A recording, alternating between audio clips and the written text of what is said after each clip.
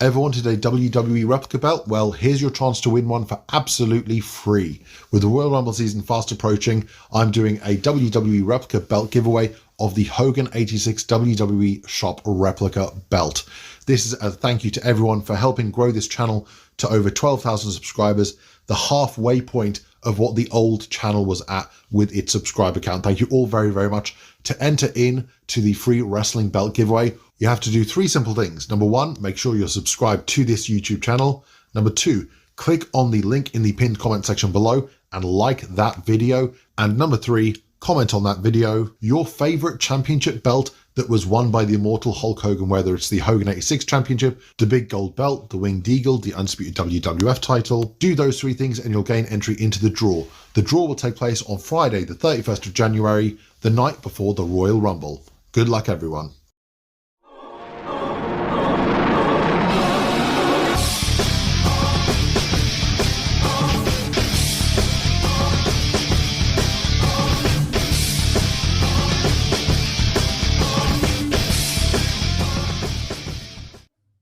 What's up, YouTubers? This is HazardF5 back with a brand new video, and today we're going to be taking a look at a releathered replica. This replica was released by Figures Inc. in the mid-2010s and is one of the more sought after replicas today, as it had a very limited run on the market.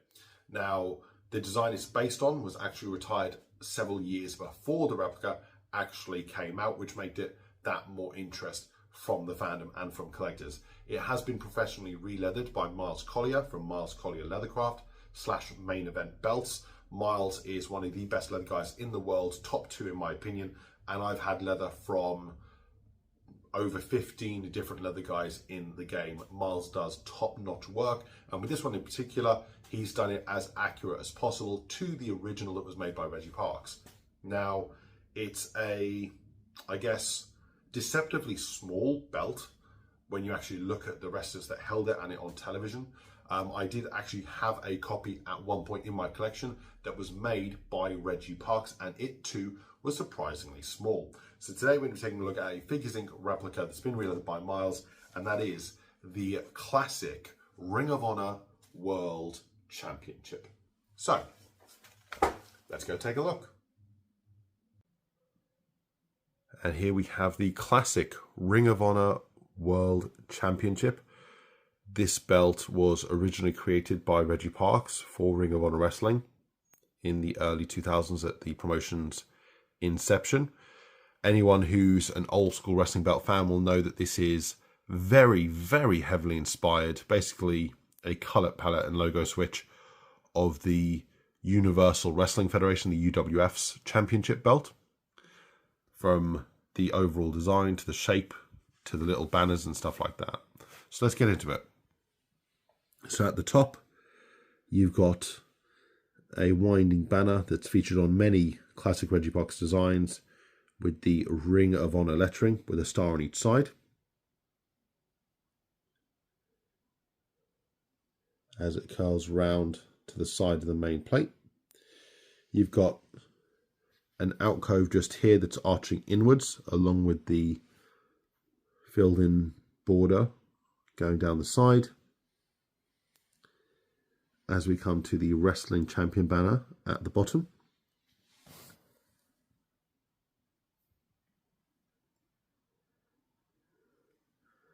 With the inverted banners compared to the top, again with a star on each side. Just underneath the banner, you've got the twist pattern with the floral vines on each side. Especially for the time back in 2002 when Ring of Honor started going and started sort of making a name for itself after it debuted. This was one of definitely the simpler belt designs that was out there. Of course, within WWE, you had the Undisputed Championship, the Oval Intercontinental, the Attitude Tags, and then the later Raw and SmackDown tags. Whereas this one had a lot more sort of open space on it, based on its original UWF counterpart.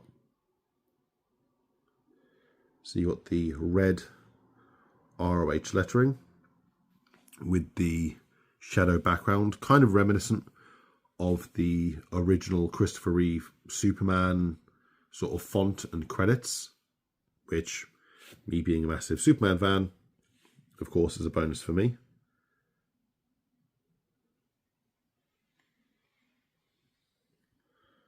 They went with nickel for this particular championship and all their original titles. There's not much of a curve on it. There is a slight curve, but not much of one. The belt is also actually deceptively small. On my now defunct old channel, I did actually at one point own an original Reggie Parks made version of this belt, and it too was very, very small in size.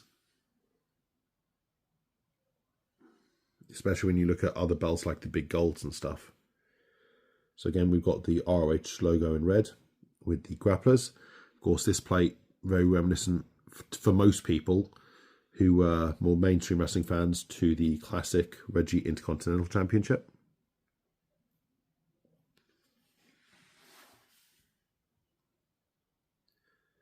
And then you've got the inverted grapplers on the other side.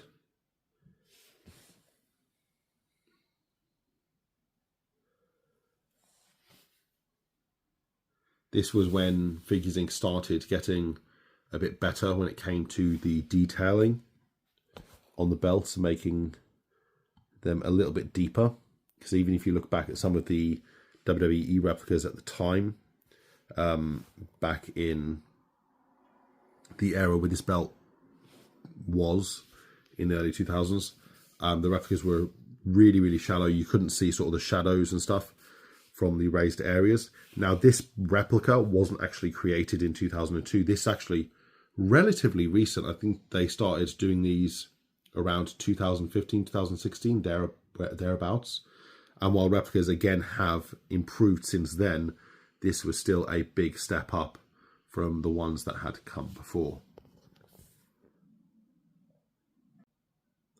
Now let's take a look at the leather. So the leather on this was done by Miles Collier from Miles Collier Leathercraft and Main Event Belts, and he has done a phenomenal job mimicking the strap of the original, down to some detailing which I'm yet to see predating this on any re-leather of this replica, which in itself is actually a very hard replica to get hold of. You'll notice that this particular set of plates isn't in the best condition, but it's actually very hard to track down any set of these plates, especially not paying an astronomical price for them. I got these at a decent cost, but pristine sets would go well above what your average replica would go for. So you've got the camouflage shell tooling creating the border, and you've got an evenly spaced gap between the side plate and the shell tooling on each side. Over here, you've got the Professional Wrestling Champion stamp that was created by Miles to mimic the stamp on the original. This belt never came with a gold tip or a logo plate or a logo tooled into leather or anything like that. It did have this unique stamp, though, that Reggie used on a couple of belts. Then you've got the smooth as butter beveling, along with your traditional Midwest tooling, with the silver snaps and the Immortal Leathercraft stamp. Over on the other side, again, the amazing tooling by Miles and the detailing in the snap box, which is my personal favourite style of snapbox tooling. And of course, with Miles, you get the buttery flexibility that comes with his straps. There's no issue when it comes to manipulating the strap or folding it or anything of that nature. You've got a plain, smooth black backing. I have seen some of these belts done with a red backing, which does look really cool because it nicely reflects the red of the paint, but for accuracy purposes, I personally went with black.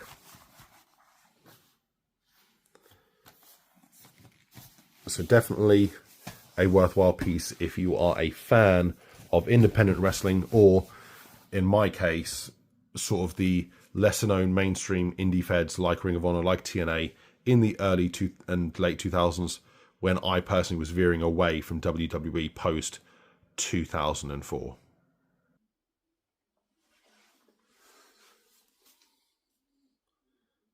So you got the Classic Midwest banner at the top with the swirls on each side reading Ring of Honor.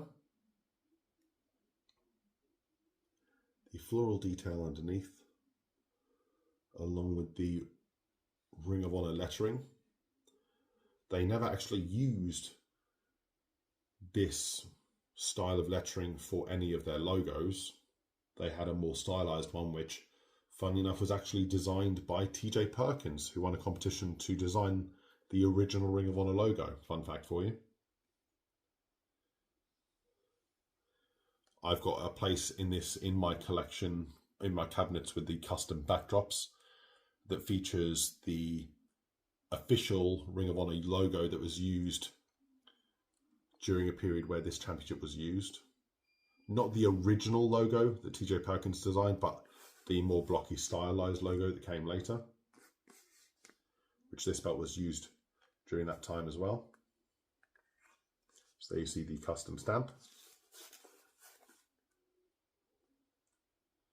Like I mentioned earlier, this was a time where Figures Inc. was starting to add more depth to their plate. So you can see there the light catching on the edged areas where that would not happen with the old school original 2mm replicas from back in the day.